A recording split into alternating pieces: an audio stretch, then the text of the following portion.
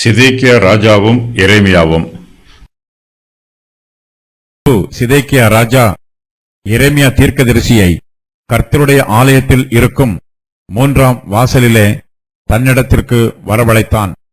அங்கே ராஜா எரேமியாவை நோக்கி, நான் உன்னிடத்தில் ஒரு காரியம் கேட்கிறேன், நீ எனக்கு ஒன்றும் மறைக்க வேண்டாம் என்றான்.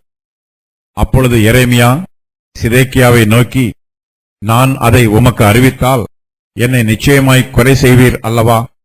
நான் உமக்கு ஆலோசனை சொன்னாலும் என் சொல்லை கேட்க மாட்டீர் என்றான். அப்பொழுது சிதேக்கியா ராஜா, நான் உன்னை கொல்லாமலும் உன் பிராணனை வாங்க தேடுகிற இந்த மனுஷர் கையில் உன்னை ஒப்புக்கொடாமலும் இருப்பேன் என்பதை நமக்கு இந்த ஆத்துமாவை உண்டு பண்ணின கர்த்தருடைய ஜீவனைக் கொண்டு சொல்லுகிறேன் என்று எரேமியாவுக்கு ரகசியமாய் ஆணையிட்டான். சிதேக்கியா ராஜா எரேமியா தீர்க்கதரிசியோடு தனிமையில் பேசுகிறார். சிதேக்கியா ராஜாதான் எரேமியாவை யூதாவின் பிரபுக்கள் கைகளில் ஒப்புக் கொடுத்தான். அவர்கள் எரேமியாவை தண்ணீர் இல்லாமல் உளையாயிருந்த துறவிலே இறக்கிவிட்டார்கள். இப்போது அதே சிதேக்கியா எரேமியாவை துறவில் இருந்து தூக்கி விடுவதற்கு உதவி செய்கிறான். எரேமியாவோடு ரகசியமாக பேசுகிறான். சிதேக்கியா ராஜா எரேமியா தீர்க்கதரிசியை கனம் பண்ணுகிறான். எரேமியா துறவில் இருந்து தூக்கி விடப்பட்ட பின்பு சிதேக்கியா ராஜா எரேமியா தீர்க்கதரிசியை கர்த்தருடைய ஆலயத்தில் இருக்கும் 3ஆம் வாசலிலே தன்னிடத்திற்கு வரவழைக்கிறான். சிதேக்கியா ராஜா எரேமியாவை 3ஆம் வாசலில் சந்திக்கிறான். இதுவே தேவாலயத்திற்கு போகும் பிரதான வாசலாகும். சிதேக்கியா ராஜா எரேமியாவை கர்த்தருடைய ஆலயத்தில் சந்திப்பதினால் அவன் கர்த்தருடைய ஆலயத்திற்கு கொடுக்கும் மதிப்பையும் மரியாதையையும் இதன் மூலமாக தெளிவுபடுத்துகிறான்.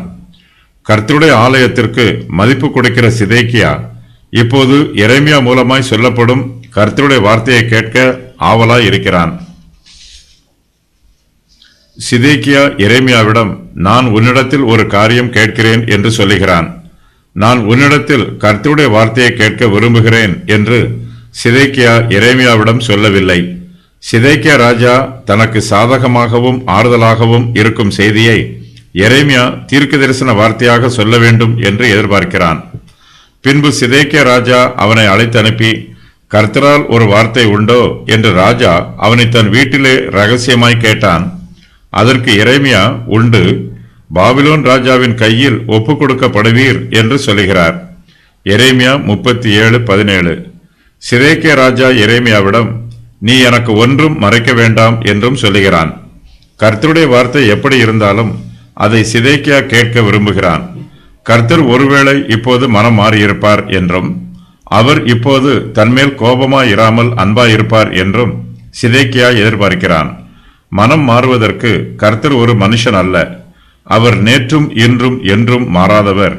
இஸ்ரவேலின் தேவன் மாறாத தேவனாய் இருக்கிறார்.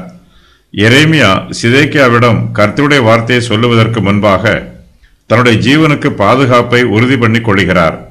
நான் அதை உமக்கு அறிவித்தால் என்னை நிச்சயமாய் கொலை செய்வீர் அல்லவா என்று எரேமியா சிதேக்கியா ராஜாவிடம் கேட்கிறார்.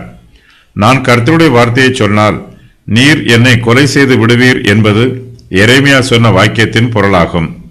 சிதேக்கியா ராஜாவுக்கு யூதாவின் பிரபுக்கள் தீய ஆலோசனைகளை சொல்லுகிறார்கள்.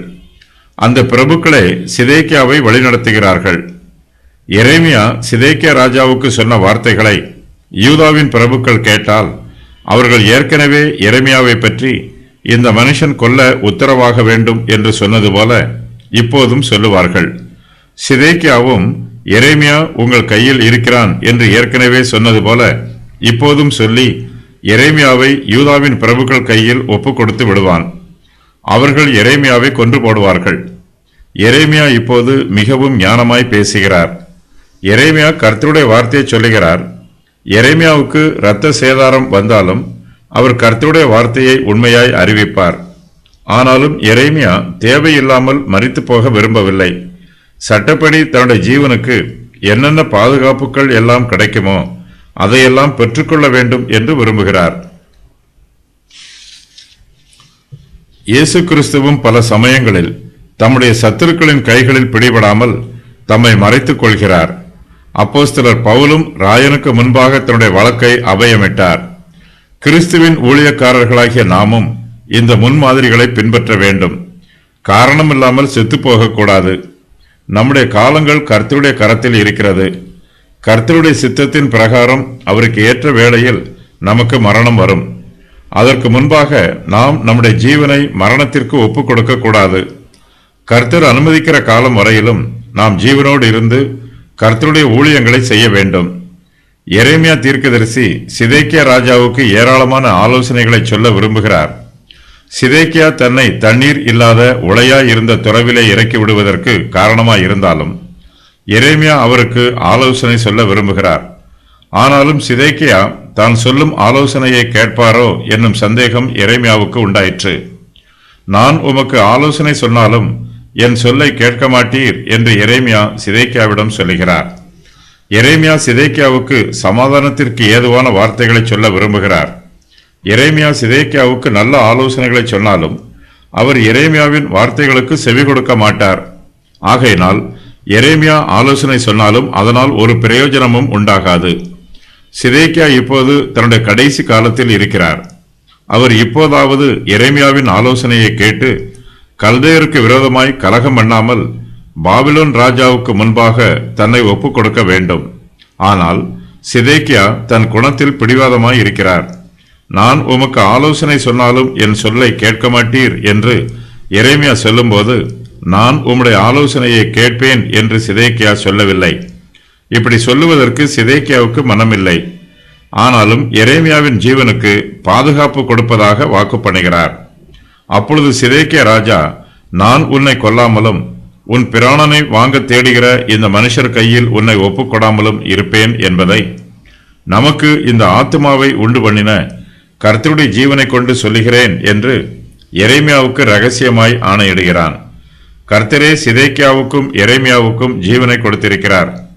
அவரே எல்லா மனுஷருக்கும் ஆத்துமாவை உண்டு பண்ணி இருக்கிறார். சிதேக்கியா எரேமியாவின் ஜீவனை அநியாயமாய் எடுத்து போட விரும்பவில்லை. எரேமியாவின் ஜீவனுக்கு மோசம் பண்ணினால் கர்த்தர் தன்னை கொன்று போடுவார் என்பது சிதேக்கியாவுக்கு தெரிந்திருக்கிறது.